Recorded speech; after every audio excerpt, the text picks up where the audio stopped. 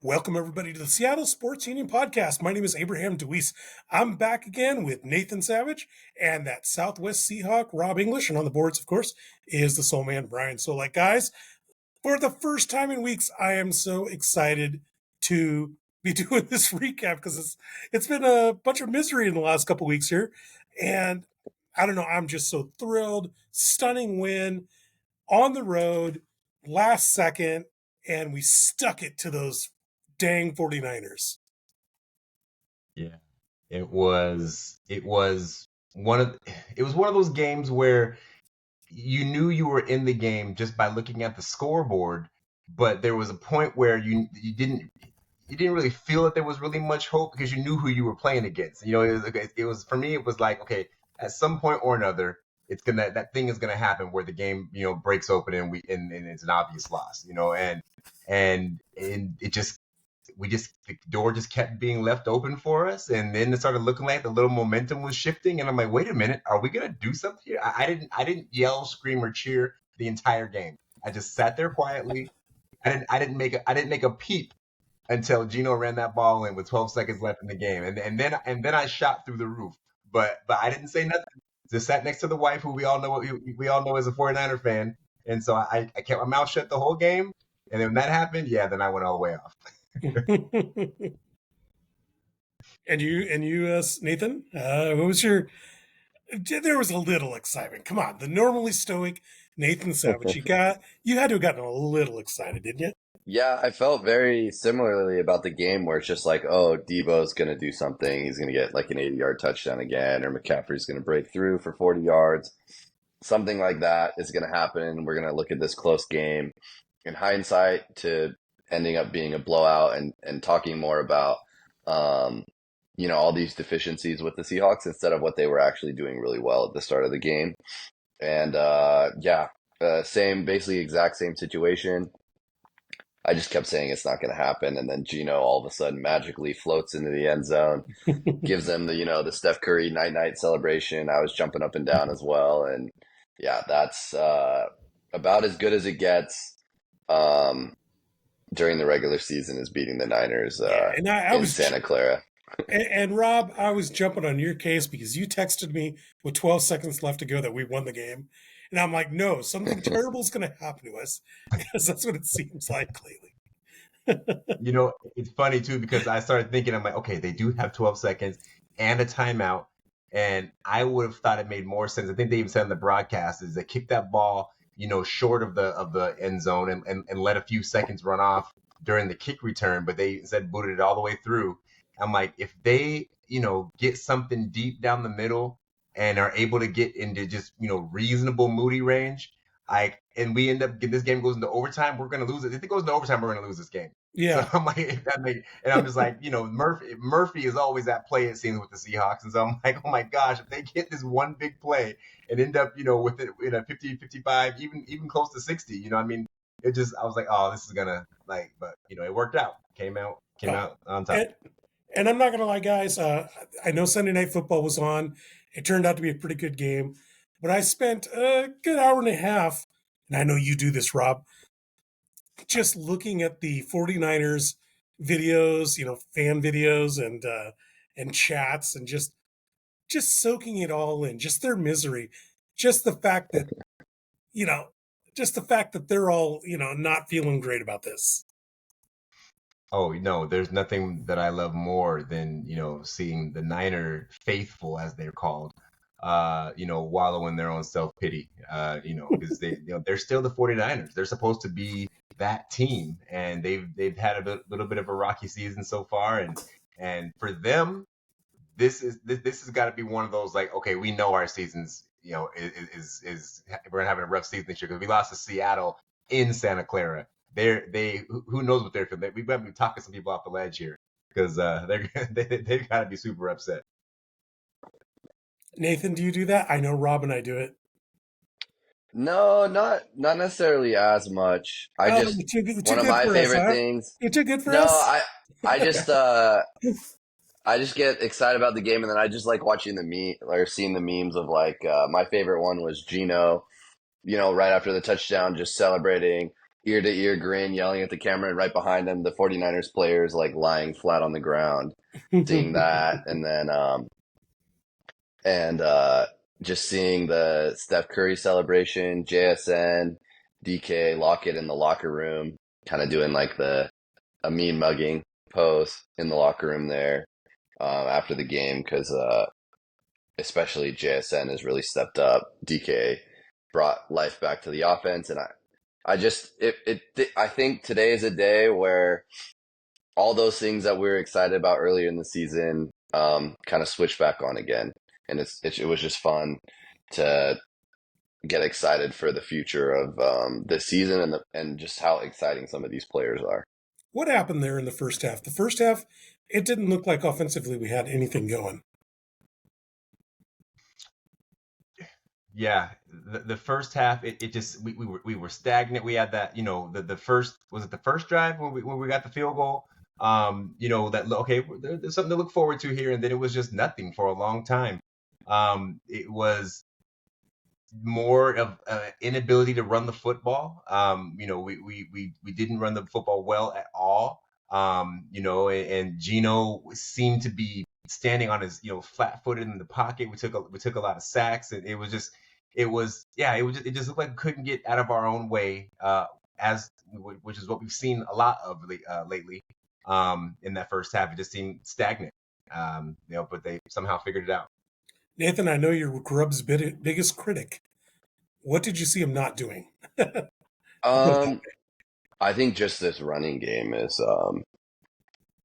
it just every week it reminds me more and more of UW and UW having the best offensive line in football and yet not being able to scheme proper run blocking to turn that O-line into a dominant run blocking team. It was only efficient at pass blocking. This O-line is not even close. Of course, it's in the NFL versus college, but in terms of competition, it's not even close to that level.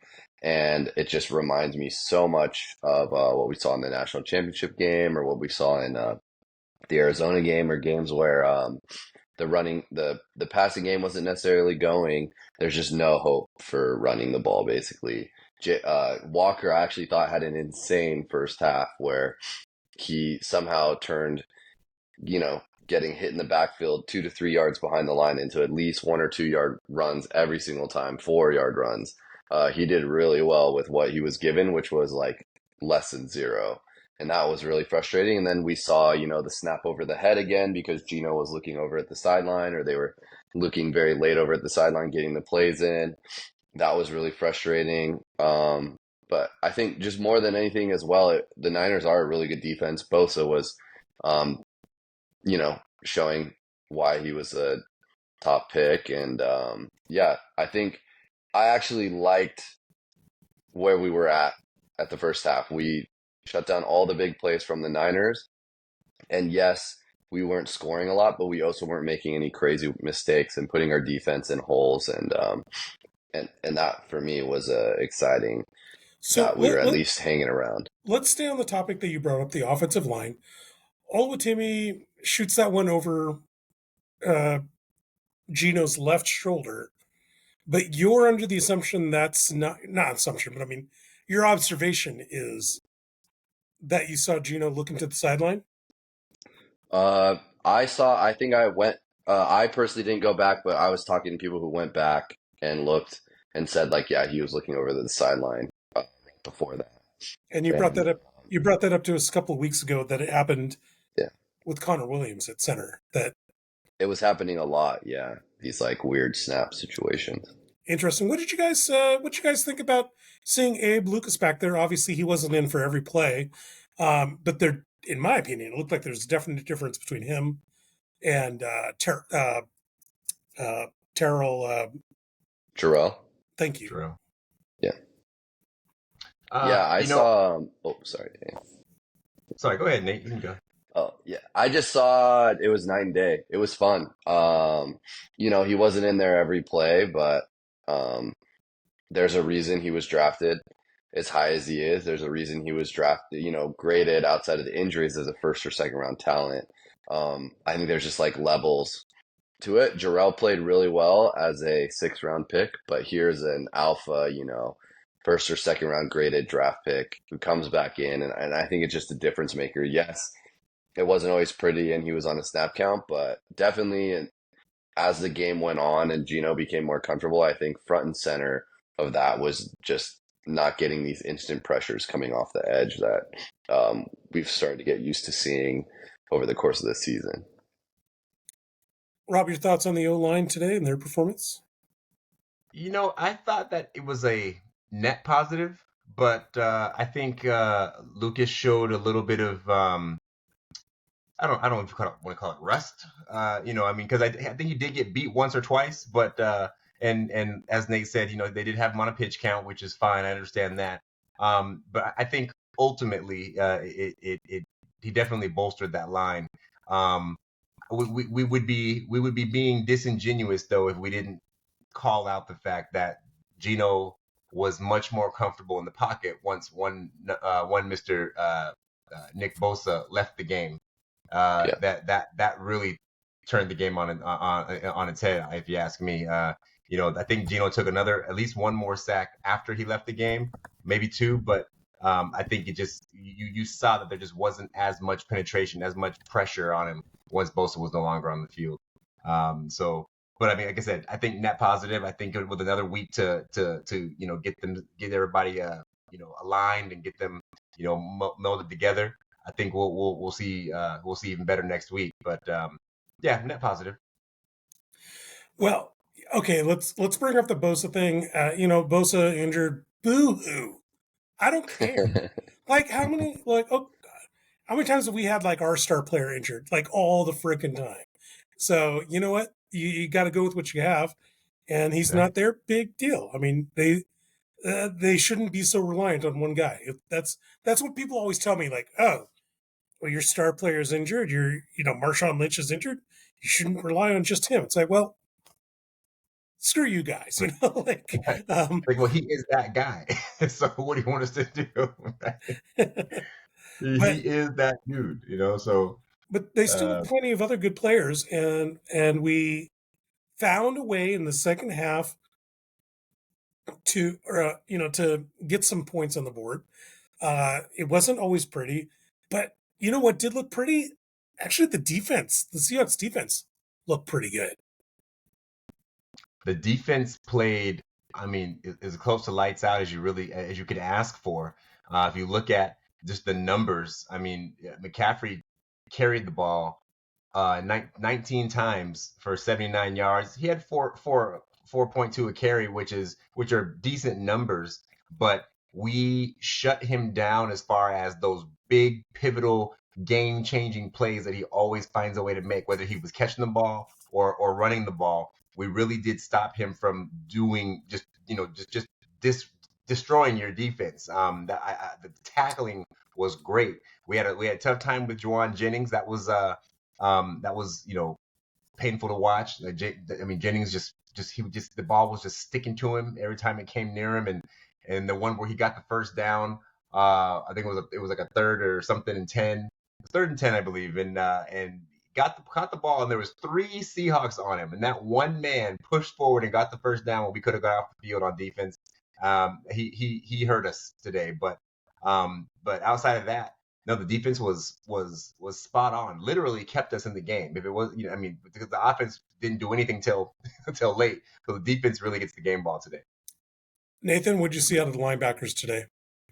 Yeah, Deebo Samuel, I think, averages 140 yards and a touchdown against the Seahawks since he's come into the NFL. McCaffrey, we see him gashing us all the time. I really liked, maybe a little bit of a weakness again today was that middle of the field where Jennings was kind of operating pretty consistently, that kind of, and that would be 15 yards. That would be where the linebackers are, right? Yeah, and maybe McCaffrey a couple times broke through, but they didn't let anything get past them. Yeah. And this might have been, like I said, that Rams performance was one of their best performances. I think this is the best performance I've seen in a long time from the Seahawks on defense. They completely shut down the whole kind of point of, I feel like the Shanahan offense is to dink and duck and then get the big play on you. And what has just been destroying the Seahawks. They had 220 rushing yards last time. I thought the Seahawks did an insane job. I thought almost one of the best jobs I've seen from a Seahawks defense in a very long time of taking an elite, just, juggernaut of an offensive roster and shutting it down. And Oh, yeah, I think the linebackers actually played a big part in that. I think yeah, that gave freedom to people like Witherspoon or other players to shine. And I thought it was just a master class today from the yeah. defense. I was super impressed by Jones yet again, and then Knight did a great job as well. I'd like to see a little bit better work out of Derek Hall. I feel like sometimes on his pass rush, he gets so far up the field that we saw today with Brock Purdy. He was able to, run. Yeah, but to be fair, I think Brock Purdy's really good at that, right? Like Brock Purdy's one of those guys. He's deceptively fast. He's his Brock Purdy with using his feet as opposed to his arm is really an underrated part of his game. He will hurt you. I mean, a couple of times he got out and outrun our linemen or even linebackers to the edge to get the first down. Even the first touchdown they scored. You know what I mean? So Purdy is really good at that. But to your point, I saw at least a few times where we sent a fairly heavy blitz, more than just one extra man, and it just got picked up, and we just weren't able to get home. I think that's a place where we need to really work on just send the blitz fine, get the pressure fine, but you got to get home, because if you don't, then somebody's going to be open downfield. So that's a place I think we need to do a little bit of work. Yeah, for me, actually, I saw it as almost a little bit of a win-win. Like if there's McCaffrey, Debo, Purdy, and Jennings on the field, who do you want if it was Purdy running the ball and Jennings getting a few third down catches, I would say that's a win for your defense. If you're You'd forcing the rather, ball out of Debo's yeah. hands, out of Samuel's hands, or out of Debo's hands, out of McCaffrey's hands, out of Purdy throwing the ball and forcing him to run the ball, I would actually take that, every time. And yes, it was very frustrating to watch, especially the tackling on Jennings on that third down that you were talking about, or even the way Purdy leaked out on that touchdown. I would still take that over what we've had for the entire Geno era and the game before the Geno era, where it was 6 straight losses and Geno had never beaten the Niners. It felt like they were able to get the ball to their playmakers. And this game, I was just so happy that they were able to really shut that down. So I sent you guys a message. I asked, why doesn't Gino do that? Because let's face it, guys, those 2 runs that we saw, he is a superior runner to Brock Purdy. I don't know. I wonder. He's faster. Is he? You think so? Yeah. Yeah. So Oh, yeah. he is. He is. You know that run that he had for a touchdown, like a 60-yard touchdown? He was clocked at something like 23 miles per hour. No, I remember also at West Virginia, he was a big running threat, dual threat Yeah. quarterback. And then also when he first started on the Jets, a big knock of his is he'd be too quick to run the ball, and he'd be successful running, but he'd get injured or he'd rely on that too heavily. So for me, I'm taking it as a little bit of Geno's kind of rewired himself to really stand up tall in the pocket. And Greg Olson was talking about it today. He thought he might be the best quarterback in the NFL at zipping it around with when you have a clean pocket. So, yeah, he said he had the best arm, for sure. yeah, when you're just standing up tall in the pocket and you have a clean pocket, which he hasn't had very often, so he hasn't been able to showcase that. So, But maybe yeah. he needs to shift to a little more running with this O-line. I do agree with that. Robin, I was very careful with my words. I said he's faster than Brock Purdy, because we obviously know speed's great, but it's not, it's not running. It's not the same thing. But Right. he's Straight definitely line faster. speed versus football speed. Yeah. Yeah. And we saw it. I mean, like that touchdown, the whole 49er defense gave up. Nobody was sprinting over to try to, as if their, careers, Depended on it. dependent on it. Yeah. Yeah. No, I think I would tend to assume that, Geno is. I mean, we talk about what he did at West Virginia. We talk about what he did when he was with the Jets, but that was a long time ago, right? So I think it's probably better that he doesn't tend to run as much. I think not only is it better for his overall health and his sustainability, I think it makes it that much more epic when he actually does do it. Because now it seems nowadays, anytime Gino runs, it's almost always a huge play, right? Because he never runs. So I feel like it kind of works out better that way. We definitely don't need him out there running around too much and getting hit on the hip or something like that, and then he's not the quarterback that we need him to be anymore. So I'm kind of okay with him not running the ball. However, I wouldn't mind seeing him get outside the pocket a little bit more. I think if we could just kind of move the pocket a little bit, shift the pocket on certain downs, might allow for receivers downfield to help them break open some. All right, here comes the disagreement. One, I don't think he's a very good thrower on the run at all. What we saw a couple weeks ago, his interceptions. We saw that today as well, I think. Yeah. But two, we're 10 games in on the season. There's only 7 games left. His contract ends at the end of the year. I say go all out. What are we saving him for? He's a 33-year-old dude. Like, run, baby, run. Just win, baby. Just win. We got to get in the, like, imagine if you will, if we get in the playoffs, like what a successful season that would be. And it's not out of the realm of possibility. Well, yeah, I mean, they're 5-5 and the Niners are also 5-5. And I think you'd ask a lot of people, will the Niners make the playoffs? And they'd still say yes, even after this week. So we have the same record as they do. I think right now is where things get very serious with the next 3 games. We get 2 against the division leader Cardinals. And yeah, I was even talking about it in the preview. Win or lose this week, I think those 2 matchups with the Cardinals are going to define the season. So agreed. I am very happy after this win. I think everything is back on the table in terms of making it to the playoffs. But just as quickly as we went from, oh wow, we have a squad, to, oh no, we're terrible and we need to rebuild, and now we're right back to, oh, maybe there's some playoff potential. That can change so quickly again next week. So they're going to have to build from this, but it's just super exciting that there's this potential again with this roster. I wonder if there's some buy-in from the, defensively I'm talking about. Maybe there's some buy-in. Okay, we know this is what McDonald wants to do. Oh, McDonald will have our butts fired, if we don't agree to do his, to follow by his plan. Yeah, because he's shipping people off left and right. If they're not, if he's not firing them, they're retiring, right? So exactly. But yeah, no, I think the division. I mean, we've known this the whole time. We've kind of really thought it would be like this. The division would be kind of wide open. But if you think about it, we entered into this week in the basement of the division. We were in last place, and now after today, if we can figure out how to beat Arizona next week, we're in first place.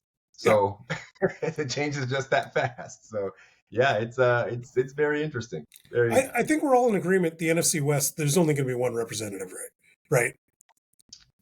NFC West has been weird, but yeah, it would seem that way with how just solid the North is playing. Yeah. Although the NFC North they all have to face each other, don't they? At the back half of this season. They do, but it seems like they have such a big lead. But I guess, anything can happen late in the year. Yeah. They have the North has quite a bit more wins than any other division in the league. I think they have like entering today, we had 19 wins total in the division, and the North, I think, has like 26 or something like that. Well, how is that? Oh, did they schedule a bunch of Mountain West teams? Where are their wins coming from? They're just stacked. They're beating really good teams. I think they're just that good this year. I mean, the Packers are 3rd in the division, and they look like the real deal. And then Minnesota was probably the hardest team to start the year, and then maybe the current number 1 ranked team in the entire NFL after the Chiefs lost today is the Lions. So I think they're good. Yeah. You mentioned the Packers, and that's a game coming up here in Seattle in a couple weeks. Undoubtedly, there'll be a lot of Packers fans because if they sold a lot of tickets to Bills fans, those Packers tickets are probably going to cost quite a bit. We got to stop this, don't we? Like at the organizational level, don't we have to do something like what Miami does, where you only get to sell 1 or 2 tickets per year as a season ticket holder? Is that what they do? Yeah. And How do they control that off the open market? well, so now since all the tickets are digital, Mhm. you can track the accounts and you can see like, okay, account 1, 2, 3, 4, 5 has sold 7 of their 8, games off. Mm. Um, and I believe what Miami does is, if you try something like that, it blocks you, and then you also kicked off as a season ticket holder. Oh wow. I guess Uh, it doesn't do much for if you do the hand-to-hand transaction though, right? It's only if you do it online. yeah, I mean the bad guys are always one step ahead of the law, right? But but it's something. I don't know. What are your guys' impressions on that? For I think me, it is a narrative. I remember coming into this Niners game that there was a lot of talk of, well, at least we're playing the Niners on the road. And that is a little bit of a bummer. I remember from the Legion of Boom days where it was like, no one wants to come and play here, and we protect our house and we win pretty much 100% of the games here. But for me, I think the fans will come with winning.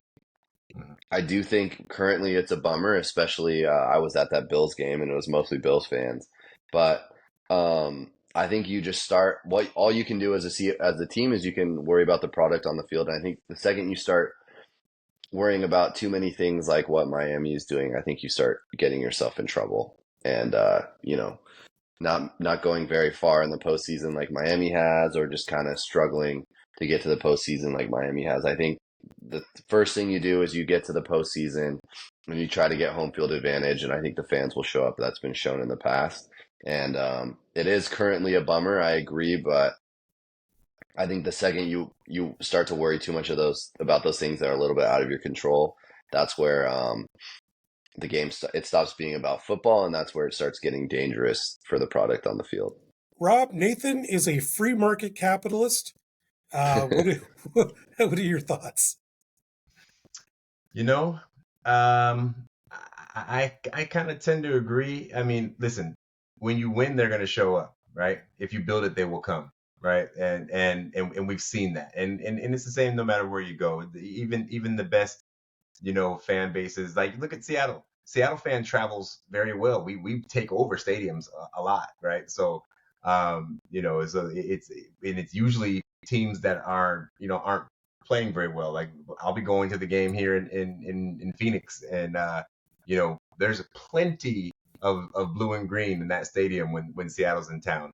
And it's usually because the Cardinals haven't been good in a while. Now it might be a little more even, this time around because they're playing so well. But yeah, if we make it to the playoffs, I mean, or if we even just are even in the conversation for the playoffs as we get a little longer in the year here, I think it's gonna, we'll start seeing the energy come back.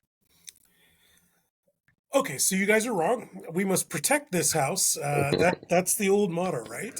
And we must rule with an iron fist and kick out all the infidels. That's my thought on this. But I guess we're going to disagree on that. Question from our producer. Is it too early to tell if Ernest Jones is a suitable replacement for Bobby Wagner? Is he, with his 13 tackles today, 24 in 2 games? He's kind of looking good, isn't he? He's looking good. I'd say kind of like what they did during, on election night. Too early to call. So Don't go it's that too route. Please don't go that route. But no, is he? early. Is he? Does he have you saying, "Oh, I still wish Bobby was here"? I don't think so because I don't necessarily still wish that Bobby was here. I mean, Bobby Wagner is great. There's no denying his value. But I feel like there is more potential upside with somebody who is, we just find that next piece. But yeah, I'm not so, you know, you know, uh, I'm not hurt over Bobby Wagner not being on this roster anymore. He is older. He's still a great player. His knowledge, his knowledge of the game was really where he serves his purpose nowadays. But yeah, no, I'm not concerned about it. And I think Ernest Jones might very well prove to be a suitable replacement. He's playing very well, as you already pointed out, Abe. But I just need to see a few more times before I say, all right, he's the dude now. Right on. All right. Well, Nathan, have you forgotten about Bobby? I know that's not Solak's. That's not Solak's words. Those are my words. I'm a huge Bobby fan. I was so happy he came back. He was one of the bright spots on the defense last year. Hall of Famer, is going to be in the Ring of Honor. I think he would have crashed and burned in a Mike McDonald defense with what's required of the linebackers. I think it's win-win that Bobby found a good place in a Dan Quinn defense in Washington. And similar to what we saw with Dodson before he got cut, there's just so much demanded on the linebacker, and you need a pretty special linebacker to fit the mold that McDonald wants in his defensive scheme. And I'm loving Jones for that. It's technically one game since he's been the play caller, since he's been the green dot. They beat the Niners. They haven't beat them in 6 games, and the defense looked unstoppable. And since he's come in, I think the defense has really gelled, and we've lost games, but we've kept it close because of the defense. So at least so far, he's a A for me. That can change very quickly in the NFL, but it's even a little bit of a cherry on top is the Rams are pissed that he got away from them a little bit. So it's nice to always stick it to the Rams fans. So yeah, so far I've been a really big fan, and he's probably not the only reason the defense is doing so well, but since he's come in, there's been this little bit of a switch to the narrative of the defense, and all of a sudden they're taking it 2 teams, and I like that a lot. So along those same lines, guys that used to play for us that were amazing, it just came out in the paper the other day. Earl Thomas says that he's still capable of playing. What do you guys think? Bring back Earl Thomas. That's a good question. No, I don't know. Don't bring him back. No.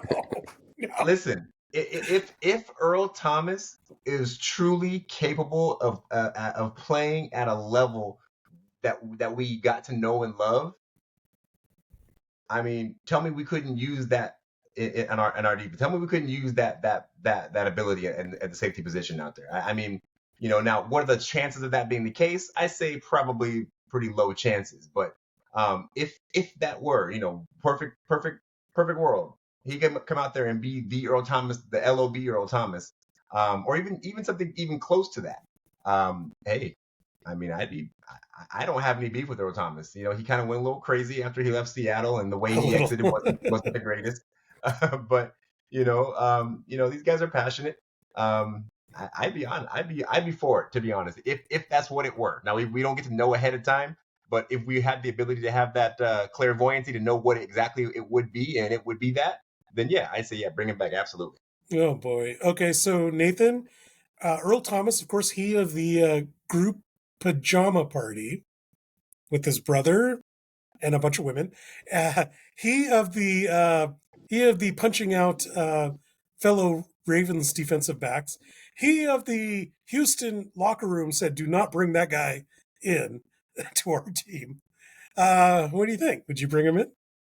So I really like Earl Thomas. I have an Earl Thomas jersey. I want more of the era of Earl Thomas, but for me, he has better chances as a player in the sheets as he does as a player on the football field.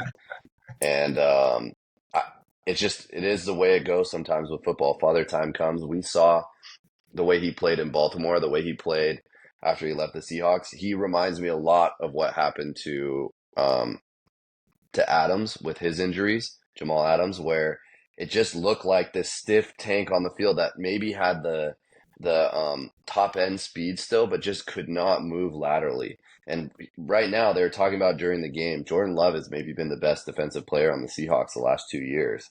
Hmm. I think we're fully fine with him. I really like Earl Thomas, and again, not to keep beating the dead horse, but I like the love we have with our defense right now. We don't need that extra, multiple partner love that Earl Thomas is going to bring to the Seahawks and all that extra baggage I just don't think he's that level of football player anymore. Well, all right. Yeah, our producer Brian the Soulman Solack does not like Earl Thomas. It broke his heart, is what he's messaging me. That's fascinating. Well, I'll tell you else who doesn't like Earl Thomas. Whatever great deity above, because I don't know if you guys knew this, lightning struck his house and burned it down. So maybe even the Thor or Zeus is not happy with him either. So let's talk about one last thing. This is our last subject before we sign off for tonight. Yeah, you guys saw Russell Wilson today, I assume?